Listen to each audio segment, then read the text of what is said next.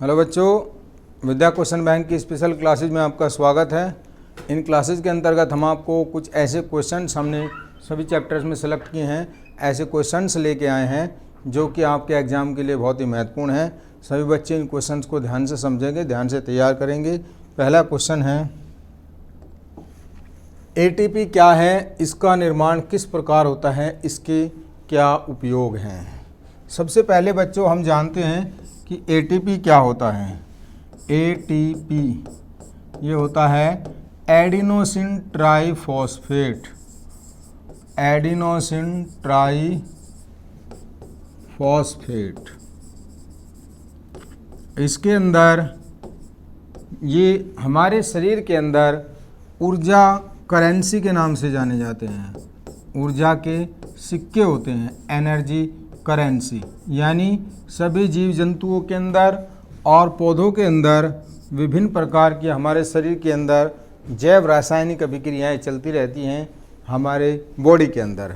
जिस तरीके से पाचन चलता है, श्वसन चलता है और जो आपका एक्सक्रीशन होता है और रुधिर परिसंचरण होता है, ये सभी रासायनिक अभिक्रियाएं हर समय हमारे शरीर के अंदर चलती रहती हैं। तो इन सभी रासायनिक अभिक्रियाओं को चलाने के लिए ऊर्जा की अत्यंत आवश्यकता होती है।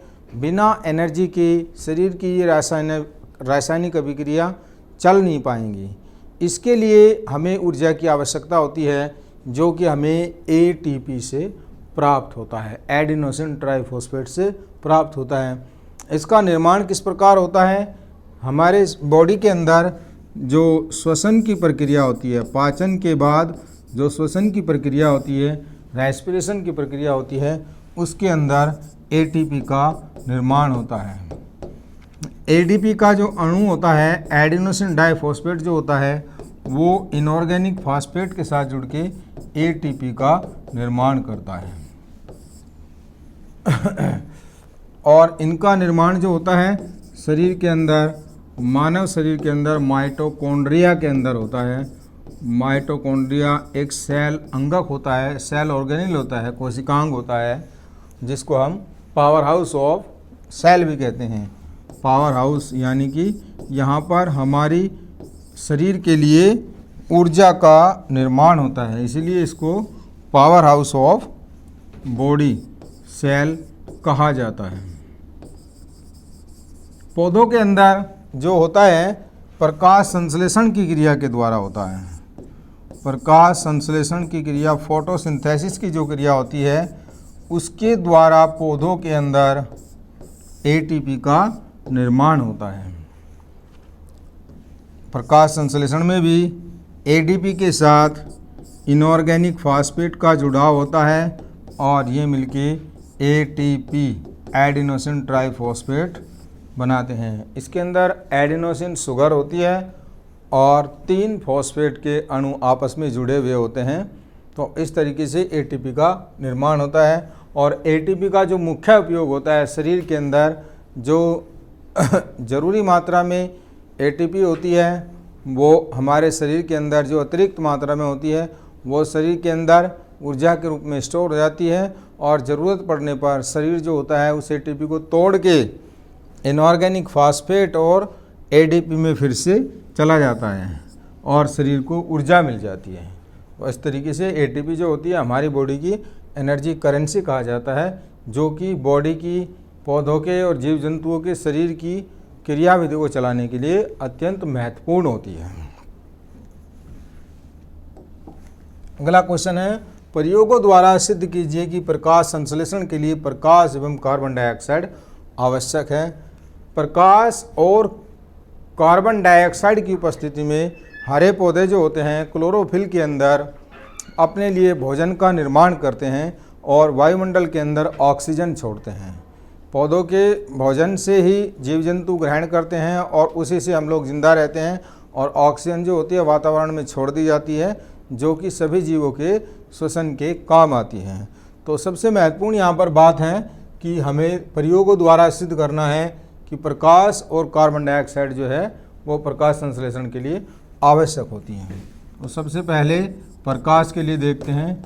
इसके अंदर क्या करना होता है, कुछ हरी पत्तियाँ ली जाती हैं और हरी पत्तियों को लेने के बाद उनको हम 48 से 72 घंटे के लिए 48 टू 72 आवर्स के लिए इनको अंधेरे में रख देते हैं, जिससे पत्तियों के अंदर जो बना हुआ मंड होता है, स्टार्च होता है, वो समाप्त हो जाता है। पत्तियों के अंदर स्टार्च नहीं होना चाहिए। अब कुछ टाइम के बाद इन पत्तियों को बाहर निकाल के सूर्य के प्रकाश में रख दिया जाता है और पत्तियों के ऊपर काली काली पट्टियां लगा दी जाती हैं। इस तरीके से यहाँ पर ब्लैक स्ट्रिप लगा देते हैं पत्तियों के ऊपर, क्योंकि प्रकाश जो होता है इन ब्लैक स्ट्रिप के अंदर, जब पत्तियों के अंदर सूर्य के प्रकाश की उपस्थिति में प्रकाश संश्लेषण की क्रिया पुनः चालू होगी, तो यहाँ पर जो पर्णहरित होता है पौधों के अंदर, क्लोरोफिल होता है, उसके अंदर भोजन का निर्माण होना शुरू हो जाएगा प्रकाश के अंदर। तो जो पत्तियाँ हैं यहाँ पर मंड के दाने दाने से स्पॉट से दिखाई देते हैं। तो ये स्पॉट जो दिखाई देते हैं, इससे हम मंड परीक्षण करने के बाद बता सकते हैं कि जो प्रकाश संश्लेषण की क्रिया होती है वो सूर्य के प्रकाश की उपस्थिति में ही होती है, क्योंकि अंधेरे के अंदर पत्ती का जो पूरा का पूरा स्टार्च होता है वो समाप्त हो जाता है। पत्ती जो होती है बिल्कुल ब्लैक कलर की या वाइट कलर की हो जाती है और सूर्य के प्रकाश में इसे रखते ही उसके अंदर पर्णहरित के अंदर फिर से स्टार्च का निर्माण होना शुरू हो जाता है। और ऐसा मंड परीक्षण के बाद पता चलता है, स्टार्च के टेस्ट के बाद पता चलता है कि ये सिर्फ सूर्य के प्रकाश की उपस्थिति में ही होता है। तो इस प्रकार हम बता सकते हैं कि यहाँ पर प्रकाश संश्लेषण के लिए सूर्य का प्रकाश का होना अत्यंत आवश्यक है। दूसरा पॉइंट है, हमें यहाँ पर सिद्ध करना है कि कार्बन डाइऑक्साइड की उपस्थिति में ही प्रकाश संश्लेषण होता है। यहाँ पर भी क्या किया जाता है, उसी प्रकार से पत्तियों को लेके अंधेरे में रखा जाता है 48 से 72 घंटे के लिए, जिससे पत्ती जो होती है मंड रहित हो जाती है। और पत्ती को इस तरीके से एक टेस्ट ट्यूब के अंदर ले लिया जाता है कि आधी पत्ती अंदर होती है और आधी पत्ती बाहर होती है। तो क्योंकि हमें कार्बन डाइऑक्साइड के लिए परीक्षण करना है, प्रयोग सिद्ध करना है, तो आधी पत्ती जो बाहर होगी उसको अलग रखते हैं और आधी पत्ती जो टेस्ट ट्यूब के अंदर होती है उसको अलग रखा जाता है। और जैसे ही इसको हम सूर्य के प्रकाश की उपस्थिति में रख देते हैं तो इसके अंदर प्रकाश संश्लेषण की प्रक्रिया चालू हो जाती है। तो टेस्ट ट्यूब के अंदर जो पत्ती होती है उसमें हम कुछ KOH का विलयन डाल देते हैं। KOH का विलयन डालने से जो कार्बन डाइऑक्साइड होती है वो कार्बन डाइऑक्साइड को अवशोषित कर लेता है। तो परीक्षण के कुछ समय बाद देखते हैं कि टेस्ट ट्यूब के अंदर जो कार्बन डाइऑक्साइड होती है वहाँ पर कोई कार्बन डाइऑक्साइड नहीं मिलती है, जबकि पत्ती का जो बाहर का भाग होता है वो फिर से हरा हो जाता है पर्णहरित के कारण जो प्रकाश संश्लेषण की क्रिया चलती है। तो अंदर वाली टेस्ट ट्यूब के अंदर कोई पत्ती का रंग परिवर्तित नहीं होता है और बाहर वाली जो टेस्ट ट्यूब होती है, जो परीक्षण नली होती है, उसमें कार्बन डाइऑक्साइड उपस्थित होने के कारण पत्ती का मंड परीक्षण के द्वारा रंग परिवर्तित हो जाता है। तो इस प्रयोग द्वारा हम सिद्ध कर सकते हैं कि प्रकाश संश्लेषण के लिए कार्बन डाइऑक्साइड जो होता है अत्यंत आवश्यक होता है और प्रकाश भी अत्यंत आवश्यक होता है। इन दोनों की ही अनुपस्थिति में प्रकाश संश्लेषण की क्रिया रुक जाती है। यकृत के मुख्य कार्य बताइए। लिवर या यकृत मानव शरीर की सबसे बड़ी ग्रंथि होती है जो कि हमारे शरीर के लिए बहुत ही महत्वपूर्ण होती है। इसके कुछ हम जो इम्पोर्टेंट फंक्शंस होते हैं, मुख्य कार्य होते हैं, वो डिस्कस करते हैं। सबसे पहला होता है यकृत जो होता है एक हिपेरिन नाम का केमिकल शरीर के अंदर सिक्रीट करता है, जो कि जो रुधिर वाहिनियों को साफ रखता है, जो कि शरीर के अंदर रुधिर वाहिनियों को संकरा होने से रोकता है। दूसरा, इसका मुख्य इम्पोर्टेंट उपयोग होता है, इसके अंदर एक फाइब्रिनोजन प्रोटीन पाया जाता है। ये फाइब्रिनोजन प्रोटीन जो होता है शरीर के अंदर रुधिर का थक्का जमने में महत्वपूर्ण भूमिका अदा करता है। फाइब्रिनोजन प्रोटीन का मुख्य कार्य होता है रुधिर का थक्का जमाना, क्योंकि इसकी अनुपस्थिति में अगर शरीर के ऊपर कहीं कट लग जाता है तो रक्त बहता रहता है। तो फाइब्रिनोजन प्रोटीन अगर शरीर के अंदर उचित मात्रा में होता है तो वहाँ पर क्लोटिंग हो जाता है और कुछ टाइम बाद रक्त जो होता है बहना बंद हो जाता है। तीसरा इसका इम्पोर्टेंट पॉइंट होता है यकृत से निकलने वाले जो एंजाइम होते हैं, पाचन एंजाइमों का भी ये श्रवण करता है। पाचन एंजाइम, यकृत से निकलने वाला जो बाइल जूस होता है, बाइल जूस लीवर में ही इसका निर्माण होता है, जो कि पाचन में महत्वपूर्ण भूमिका निभाता है। ये सारे के सारे बाइल जूस जो होते हैं आंतों के अंदर चले जाते हैं और वहाँ से भोजन पाचन में हेल्प करते हैं, सहायता करते हैं। चौथा, यकृत का जो मुख्य पॉइंट होता है, यकृत के अंदर विभिन्न प्रकार की उपापचयी अभिक्रियाएं चलती हैं। उपापचयी अभिक्रियाएं एमिनो एसिड की, यकृत जो होता है बहुत सारे विभिन्न प्रकार के अमीनो एसिडों को आंत से अवशोषित करके अमीनो एसिड का उपापचयन करता है। अमीनो अम्ल जो होते हैं महत्वपूर्ण भूमिका निभाते हैं शरीर के अंदर प्रोटीन के निर्माण में, क्योंकि प्रोटीन शरीर का जो मुख्य भाग होता है प्रोटीन होता है। प्रोटीन के बिना शरीर की जो वृद्धि होती है वो रुक जाती है। ब्लड के अंदर भी प्रोटीन होता है और जो रक्त वाहिनिकाओं के अंदर, रुधिर वाहिनियों के अंदर अगर प्रोटीन की कमी होती है तो रक्त भी कम बहना शुरू हो जाता है। पांचवा जो इसका मुख्य कार्य होता है, यकृत जो होता है शरीर के लिए मुख्य प्रकार के कुछ हार्मोन्स भी सिक्रेट करता है। यहाँ से कुछ हार्मोन्स सिक्रेट होते हैं जो शरीर की वृद्धि के लिए बहुत ही आवश्यक होते हैं।